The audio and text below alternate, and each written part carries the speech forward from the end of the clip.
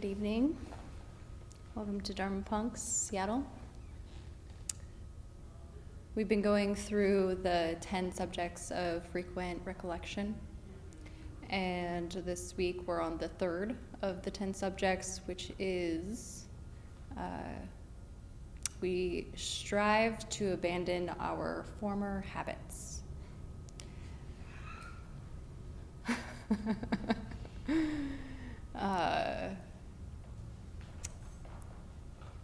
This one,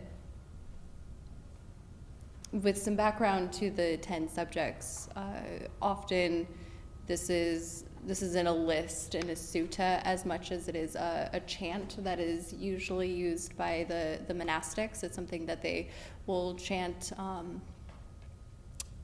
often in the mornings. And so recognizing that a lot of this list is geared toward the monastic. And so when we look at that statement, I strive to abandon my former habits, because it's rather vague. It's like, well, what habits? What former habits? Like, which ones? Like, there's so many. And it's both showing a tense of past and future. And so it's important to understand that that's the why the wording is as such, is because the monastics have like 200 something rules.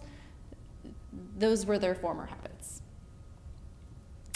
But taking this into how we can apply this in lay life, in our daily lives, I think when it's tied to a really common practice in Buddhism called renunciation. And that term, for me, often gives me kind of the heebie-jeebies. It makes me think like Buddhism is coming to take all the shit that I like. And, we get that idea because of, often I think when we don't have many examples of Buddhist lay people, right? Most of the examples that we think of are monastics, and so renunciation looks very, very extreme, right? It looks like those guys who gave up, art and music and sex and, all the shit. So what that means for us in terms of the practice. The fundamental piece that the only instructions I feel like the Buddha gave that he said that you quote unquote should do is the 5 precepts, right? Don't try not to kill people, try not to lie, don't be an asshat when you have sex, these things. And even then, it's the Buddhist attitude is always to see for yourself, because wisdom is valued. The tradition is passed down through the recognition that wisdom isn't gained through just reading the text and material, but is understood directly. And so, they give these kinds of suggestions, and it's up to you to say, like, well, you say that if I kill people, it'll be fucked up, but I should see for myself, right? And is such with the practice. But it doesn't.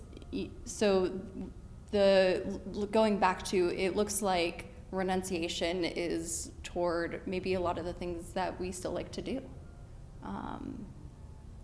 And in my own practice, that is something that I can see that has come up for me a lot is, well, people who are spiritual and austere don't do fill in the blank, right? And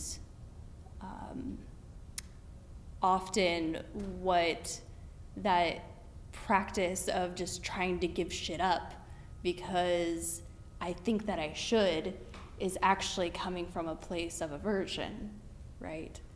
It's saying that, well, the only way I can be spiritual is to give this shit up. So I'm gonna push things away and hate it, and not see that it causes suffering, right?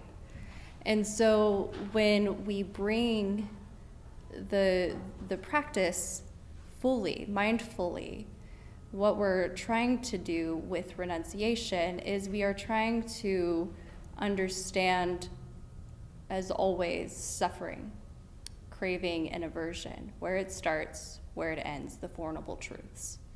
And what the Buddha talked about as being the primary space where that happens is through the sense doors. And so in terms of renunciation, I think it's better to pivot from, instead of saying, I'm gonna quit Netflix, I'm gonna quit Instagram, I'm gonna quit all of these things that I think are taking something from me, but rather to protect our sense doors and changing that position. And what does that mean, to protect our sense doors? In Buddhism, there are 6 senses, the normal 5, and then also they include the mind as the 6th sense. And so what does it mean to guard our tongue, our touch, our speech, our hearing? What does that mean? And taking that as the focus, as the framework of, when does this create suffering? When does this create craving? At what point does, the chip eating, for example, go from I'm eating for nourishment to now I am eating for craving, right? That's what it means to protect the sense doors through the Buddhist perspective. So we'll pause there for now, and the discussion for today is, what would it look like for you to maybe pivot, take on this practice of protecting your sense doors? I'll go more into details, but if there are any questions about what that means initially. Seems pretty good? Okay. All right. We'll be back in about 8 minutes. All right.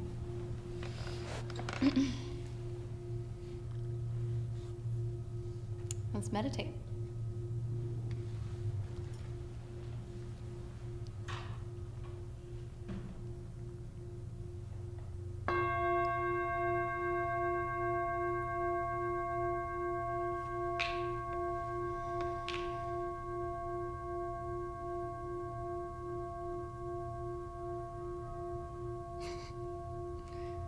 We're going to meditate with some horns today. Mindfulness of horns.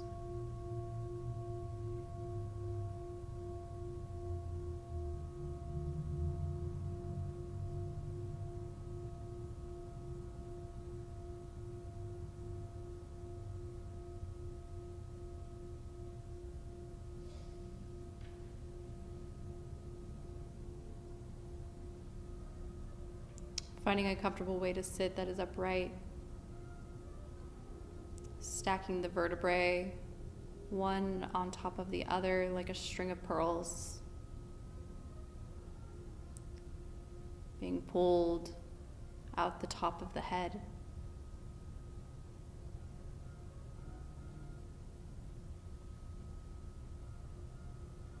The next time you find yourself on an exhale, allowing the shoulders to drop.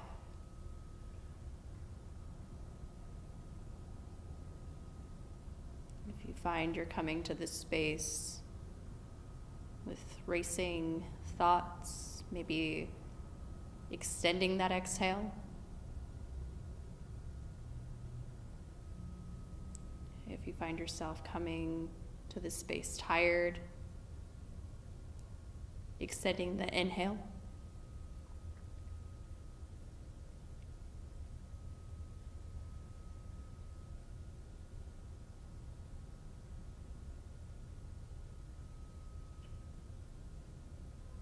Using the breath as a tool to gather the mind.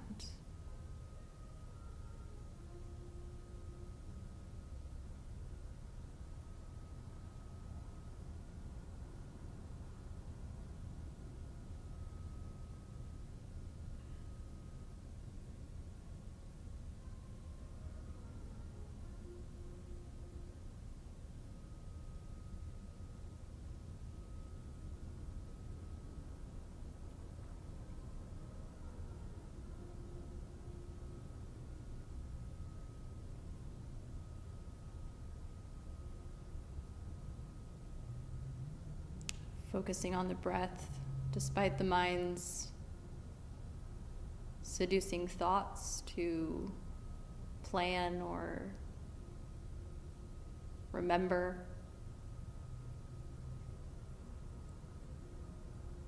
Often it wants to come up with something so enticing. It says, you can come back to the breath later.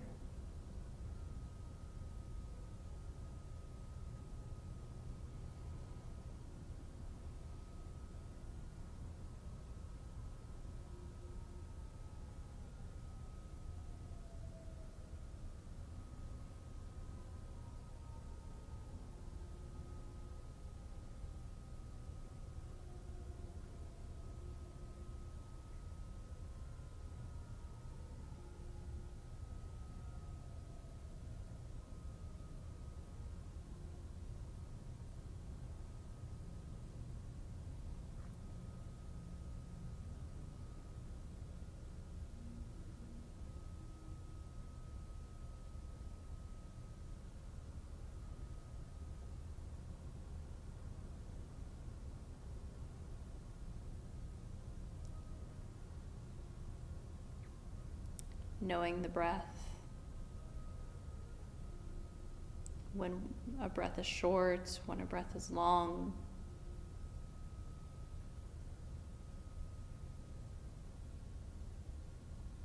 No need to get robotic about it. But being able to observe gently.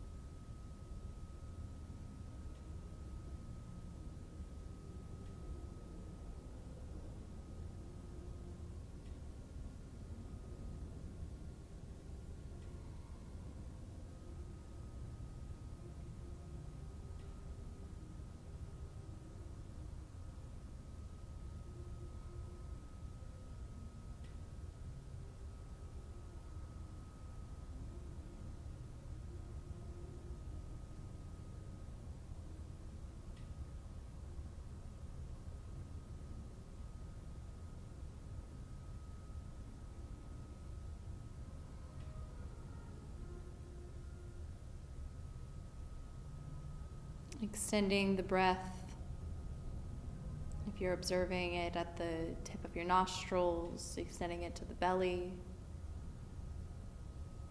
or if you're observing it in the belly, extending it to the tip of your nostrils.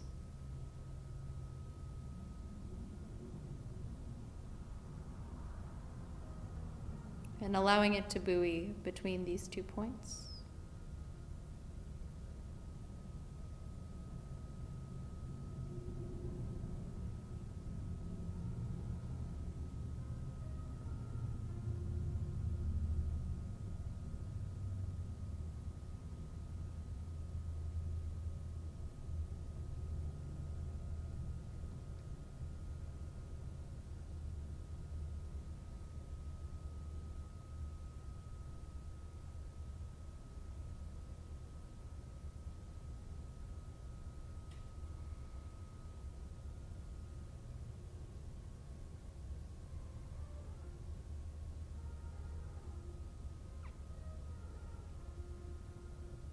Opening to the sense doors, touch, smell, seeing even with the eyes closed, tasting, hearing, the mind.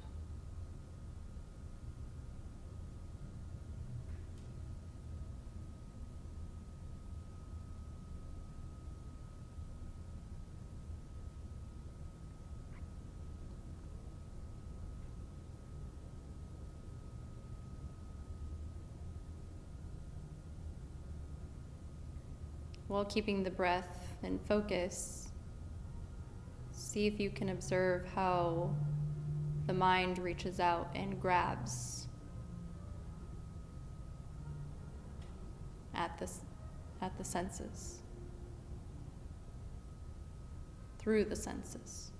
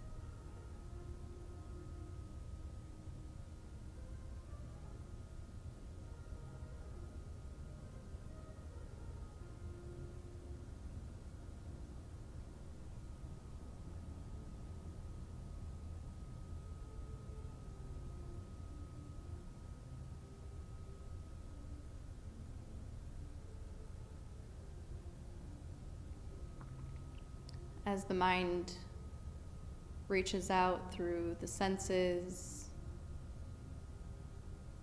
through hearing,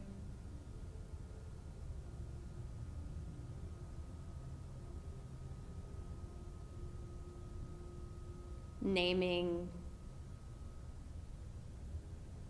what we hear,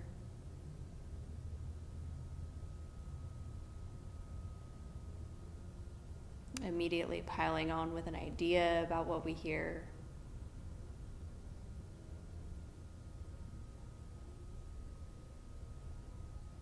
Deciding if we like it or dislike it.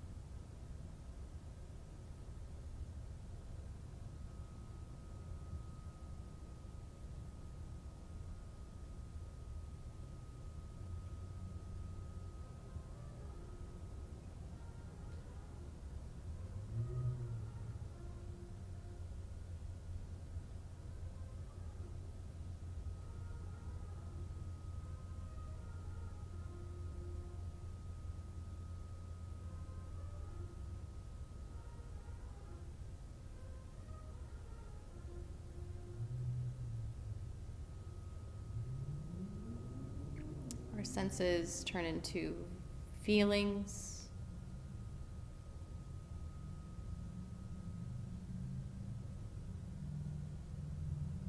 disliking or liking.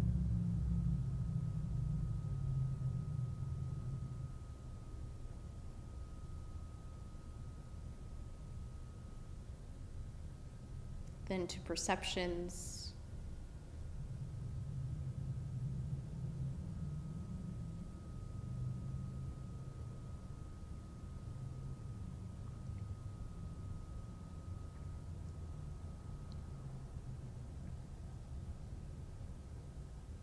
And then that perception launches the mind into a story or a narrative, a programming made long ago.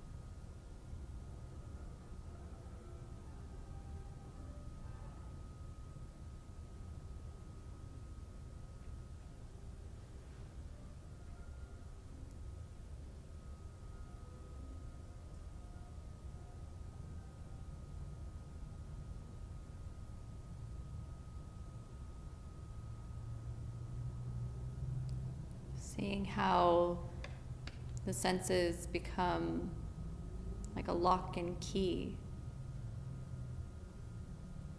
to the mind, to what we call the self.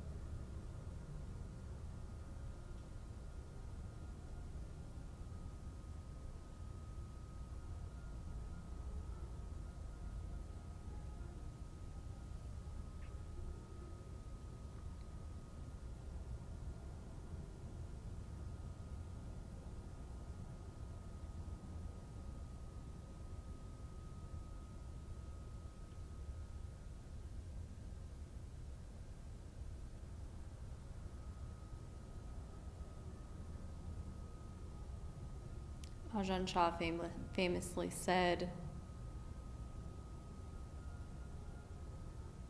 the sound isn't bothering us, that we go out and bother the sound.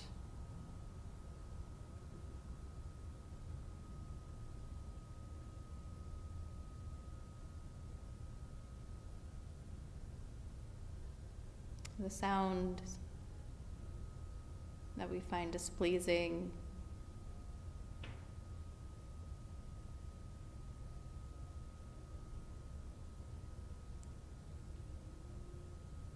it's just a part of the current reality, seeing clearly.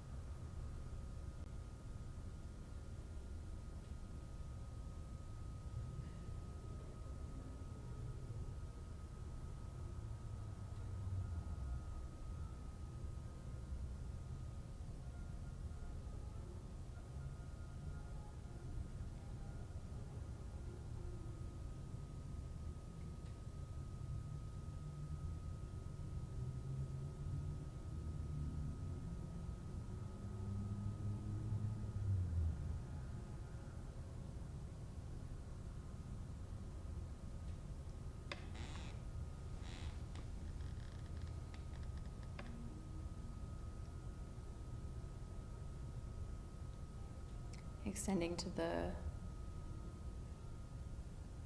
sense, the mind.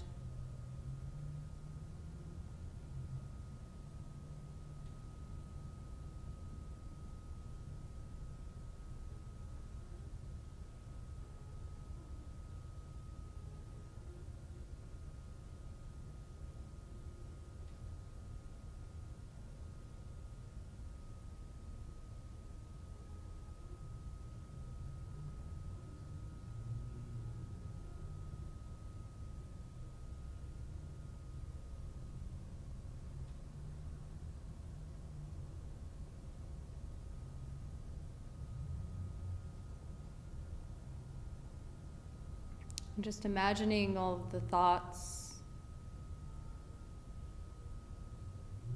as people in the village.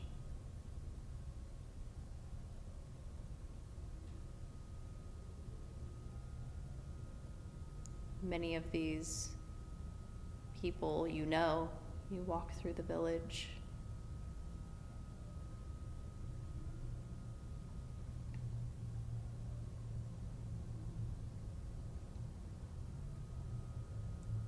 There's that old opinion, that old craving, that tendency to plan, that resentment.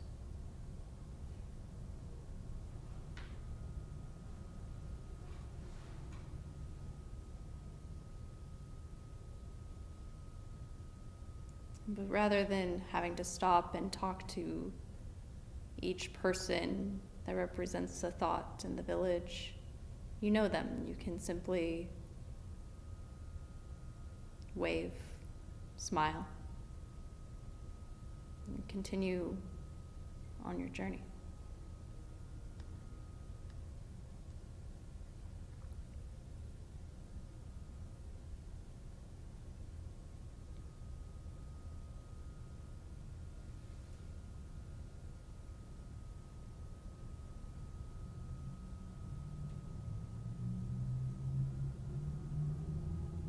Recognizing that in meditation, we're not trying to eradicate thought, to eradicate our villagers.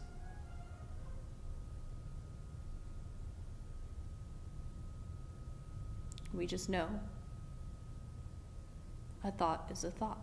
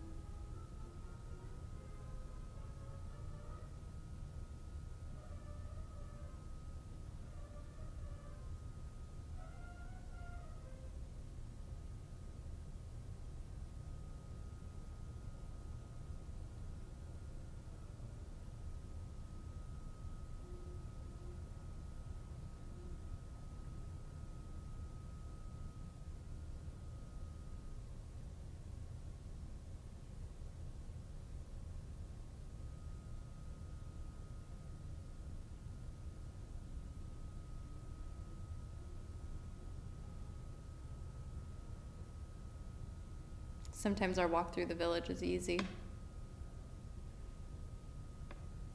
And other times it just seems like there's one villager in particular that's very loud, just kind of screaming, yelling, doing everything it can to get your attention.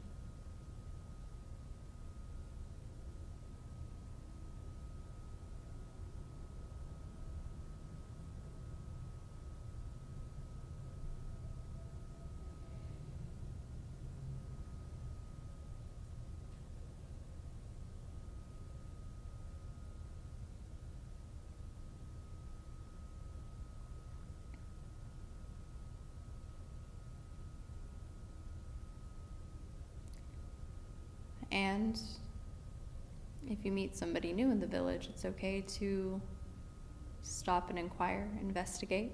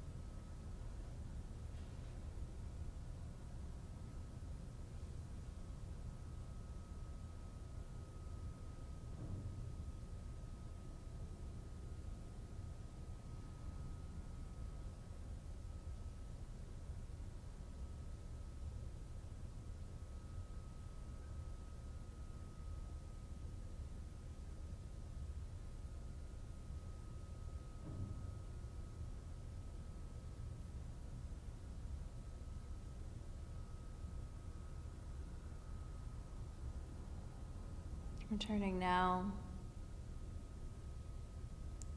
saying, parting with the village scene.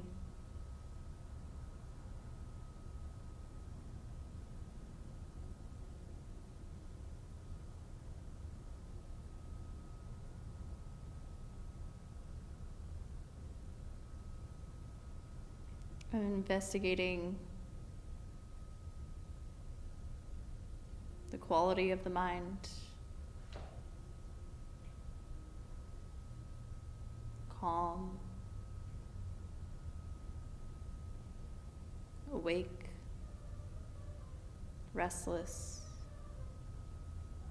sleepy.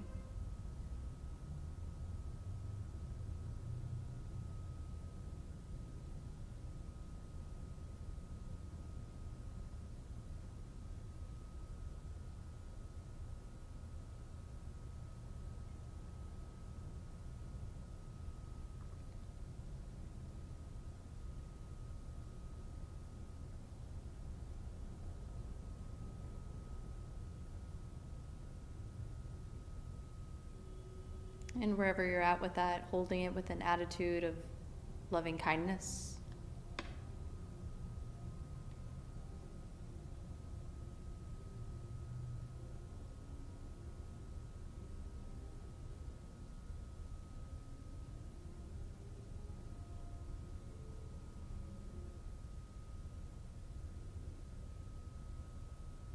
May I be at ease with these conditions, with the body like this.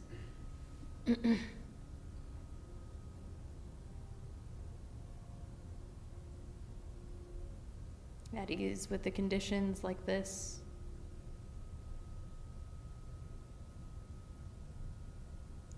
With the mind that's behaving like this. Maybe at ease.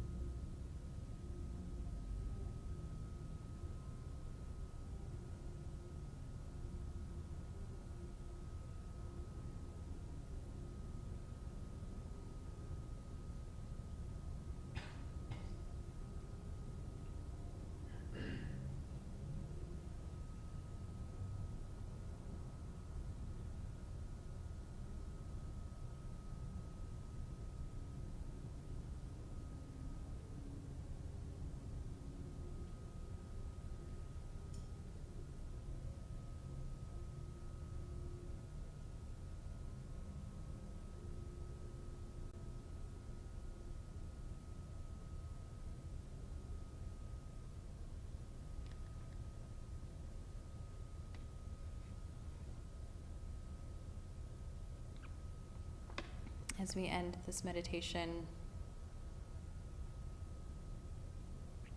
being careful not to throw it as you open your eyes, holding to the breath and your awareness.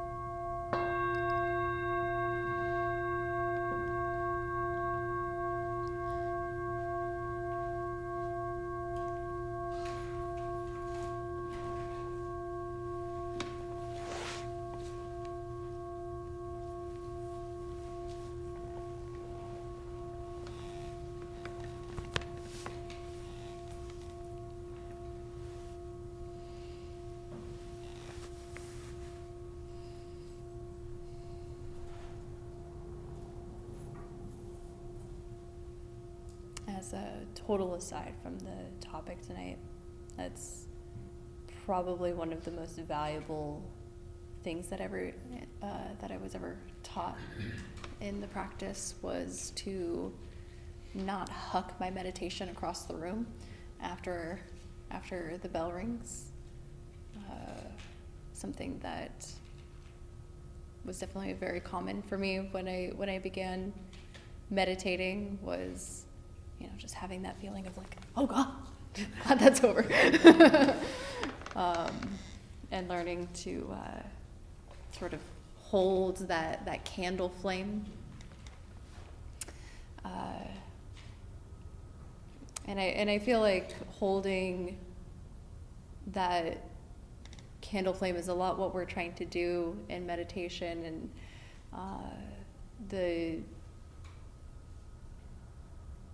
I talk about in my own practice how it seems brightest for me after a meditation retreat, and then there's about a 6 to 9 month expiration where like my little flame gets all withered and a little sad, and so an encouragement to especially when we talk about guarding the sense doors, one of the most difficult pieces about that is to be mindful enough of that chain reaction that happens, that we walked through during the meditation, that there's this chain reaction that happens that creates making everything in this world personal. That we make contact through our senses, and then A perception happens all on its own. We don't have to try to make a perception happen. It just does. Try not to have a perception. That would probably be the funner, the funner experience. Is try not to have a perception. The feeling tone meditation. If anybody's ever done the feeling tone meditation, often I feel like that meditation gets mistaken as a noting practice, as just but it's more than that. It's noting, oh, I liked the saxophone playing during the meditation. But it's also about noticing how the mind is constantly doing that. And when we're not aware of the mind's tendency to have a perception and decide a feeling of liking and disliking, that we're constantly just being driven by this mechanic of craving and aversion. And so it's not just about noting, I like it, I dislike it, I like it, I dislike it in the feeling tone meditation. It's about seeing that this is the status quo. It's not actually all that useful to know whether or not it's something you like or dislike. It's for you to know that you do this all the fucking time. And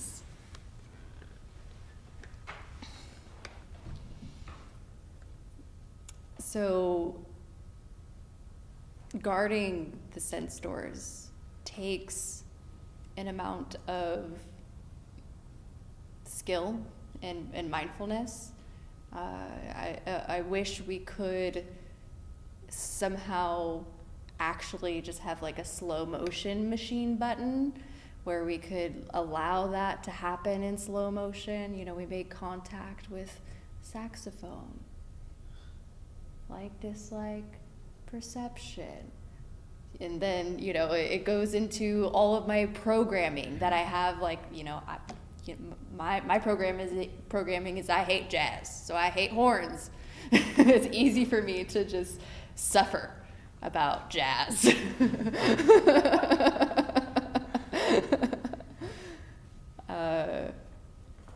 And so while this is a more mundane example of this, what is it like when we encounter things that are more significant? Things that we do actually have deep programming, like around relationships, around the way we expect people to be in relationship, or not be in relationship for that matter.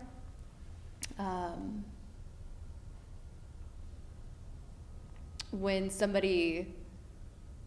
you hear the words of something you don't like, right? Somebody says something you don't like, and that takes us to a place of all the other times somebody said something I didn't like. And, on some level, this is not trying to have a spiritual bypass of it doesn't matter what people say. It fucking matters what people say. But without the mindfulness and awareness to come in and allow us to make a conscious decision, is this programming correct? Is the program that, was installed when I was 15 years old the software I want to be running on, or do I need an update? In many cases, at least for me, when I came to practice, I needed many updates. I needed many updates on how to navigate things in my life skillfully. And so when talking about, like I said, the sense doors,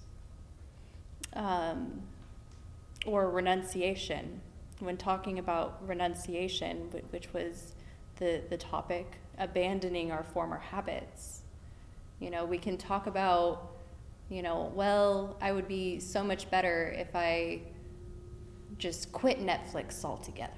I'd be a better person. If I just quit whatever altogether.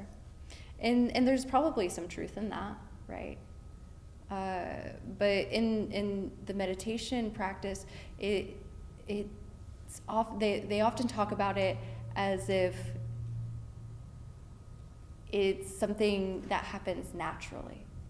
That as we continue to turn our minds and our hearts towards this practice through gaining interest in being free from shit, to being awake and seeing what actually causes suffering. Because before, I feel like I was just suffering all the time and I had no clue why. It was just like, my body's on fire. And as we become more skilled and we begin to see all of the different ways we create suffering, the only natural response is to compassionately let go.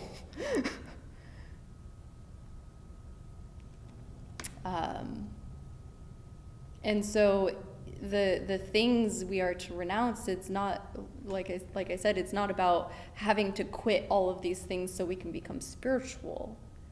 What happens sort of organically and sort of naturally is like, when children grow up and they just decide not to play with their toys anymore. And, the things that cause suffering in our lives, as long as we're practicing and we're paying attention, will naturally fall away. We'll decide, I don't want to play with that toy anymore. I want to let go. And so, some level of, I think, meditation retreat practice is a really important aspect of this. Because I think just a daily meditation practice alone it's gonna be tough.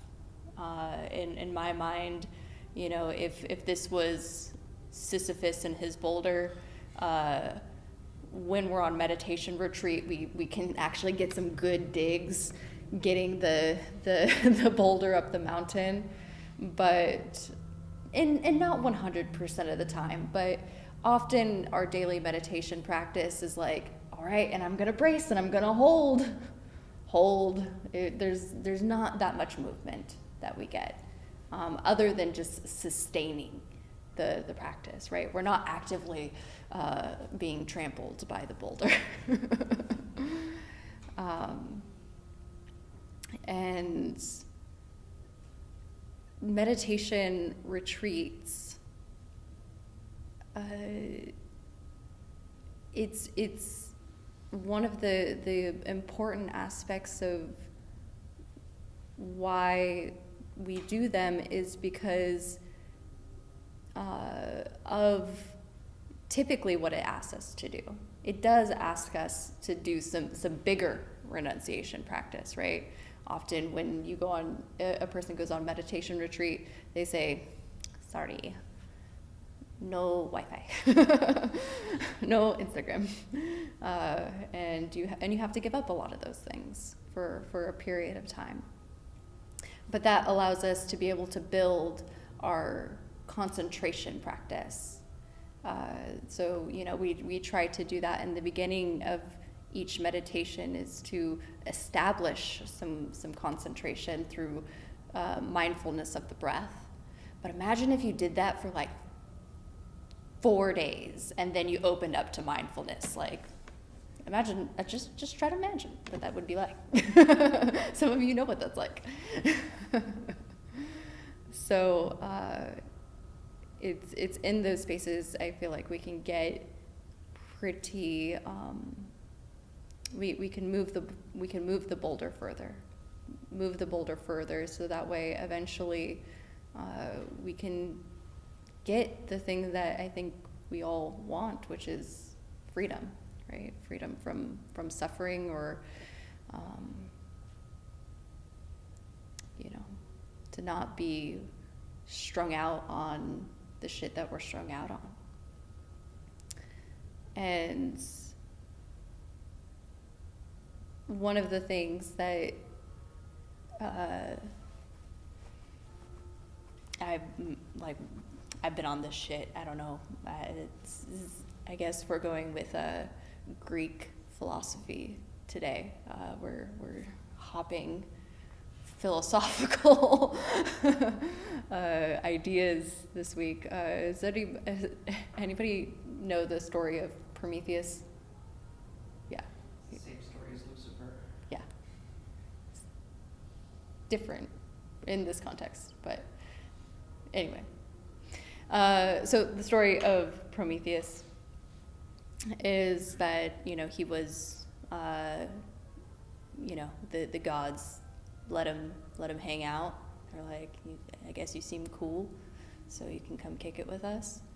And they had all of this really cool fire, and there was all these really stupid humans on Earth, and Prometheus decided to steal the fire and give it to the humans. And so this could be taken, maybe sort of literally, like this was Greece's way of saying, like, and this is how we, advance technologically. Like, this was where we learned to not be cave peoples anymore. But from a Jungian psychology perspective, it's meant to represent consciousness, period, right? This thing that,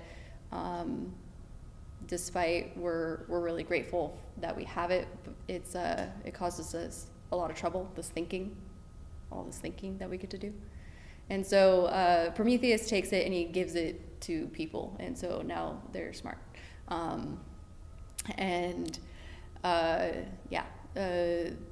Gods find out, they say that was fucked up, and they chain him to a rock, and an eagle descends on him every single day and eats his liver. And it regenerates every day. And so I feel like you want to say something. No? Me? Yeah. I know the story very well. Okay. You looked like you had something you really wanted to say. Okay.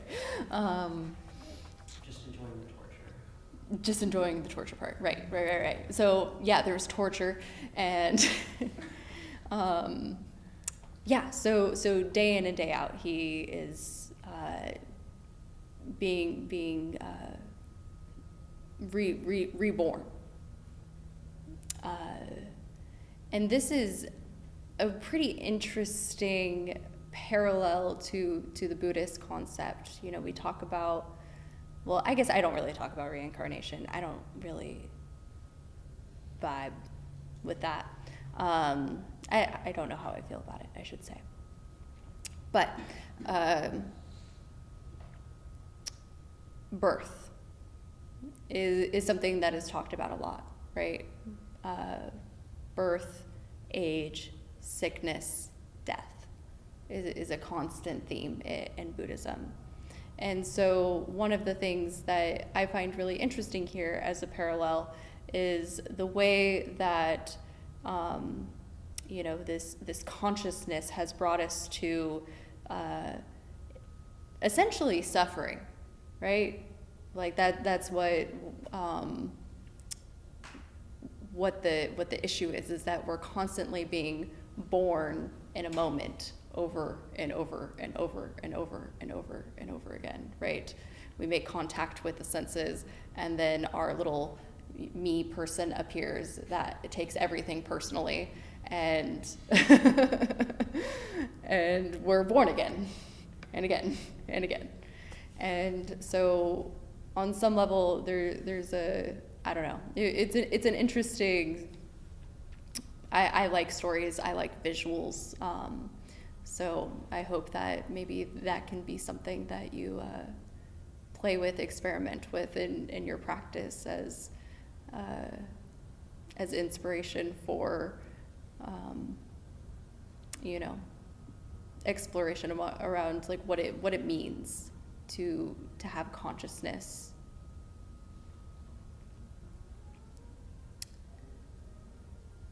One of the fascinating pieces that I think, regardless of where anybody lands on reincarnation, because as I stated earlier, I don't really know.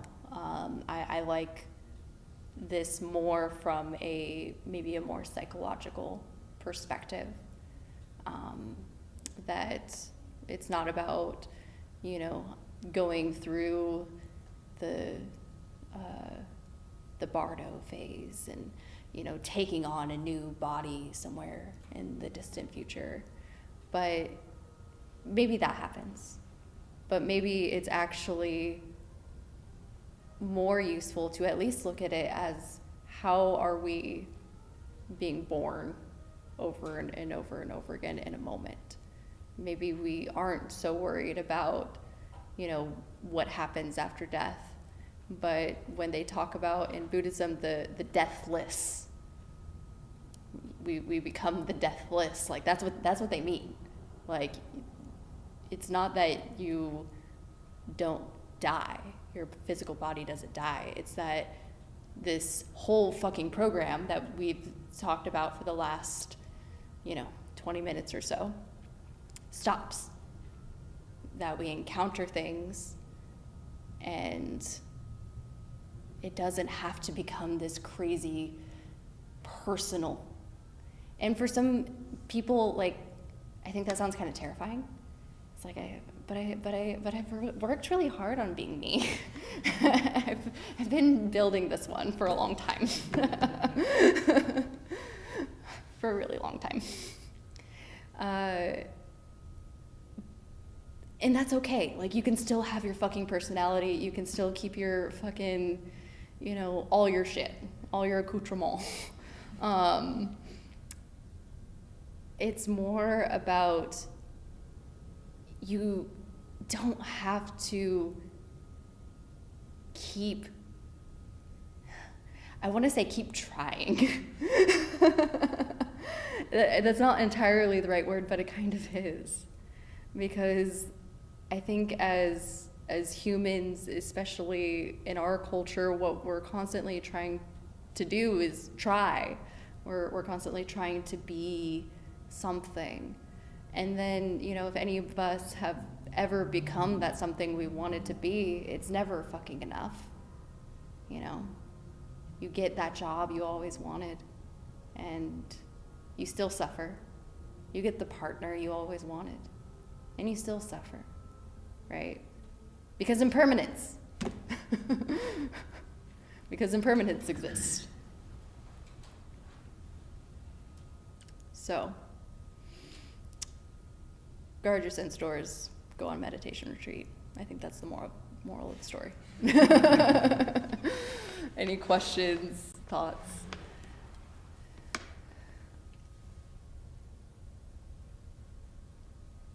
Did you want to tell the rest of the story? No.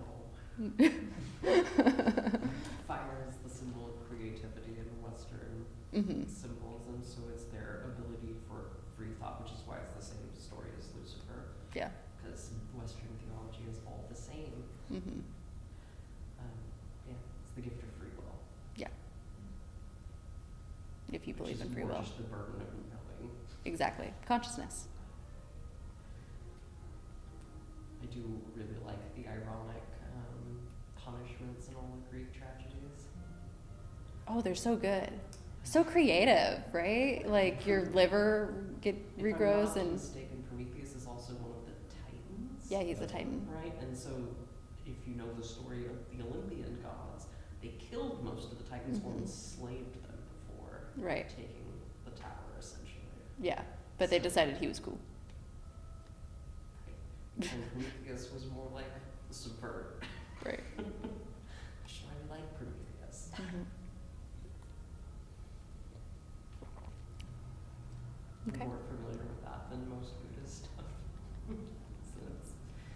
It's good visuals. They do good visuals. They do really good visuals, yeah. And I like that polarization is very clear. The contrast is good in it. Mm-hmm. But also, I think like that story is like, I mean, he knew what would happen. He knew it wasn't going to be good, and he did it anyway. Mm-hmm. And I think that's like an important thing to make decisions sometimes is, would you do this no matter the consequence? Mm-hmm. Because Yeah. it was a kindness, somewhat. Yeah. It gets to be so both and, right? Because on some level, it's like, oh, cool, like, you rebelled, you're like the first rebel, and you like gave away, you know, you gave this gift to people. You know, that's how I want to look at it at first. It's like, oh, you gave this gift of like creativity, free will, consciousness to, you know, us stupid. But he can't be attached to how he used to. And yeah, but the contrast of that is, okay, cool, and now we suffer. We didn't suffer so much when we had dumb brain. What? We'll probably end it a lot more. Probably.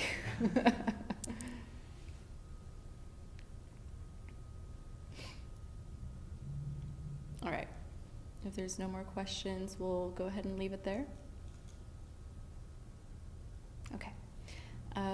Donna is offering of community support. There is no, you do not have to donate. All Buddhist teachings are freely offered. If you would like to donate though, so to pay rent, it's a $5 to $10 suggested donation. You can toss some cash into the bowl, or you can donate via Venmo or Cash App. Just ask me after this and I'll hook you up.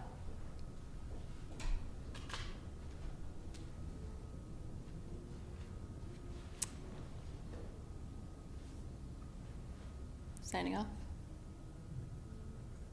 Okay. All right, we'll go ahead and dedicate the merit. So in Buddhist practice, any goodness that was gathered here, we don't keep it for ourselves, we give it away. If you would like to put your hands together, you may. If putting your hands together in a church feels too fucking weird, don't worry about it. No pressure. May any goodness that was gathered here today be spread above and below to the seen and the unseen, to those being born and to those who are dying.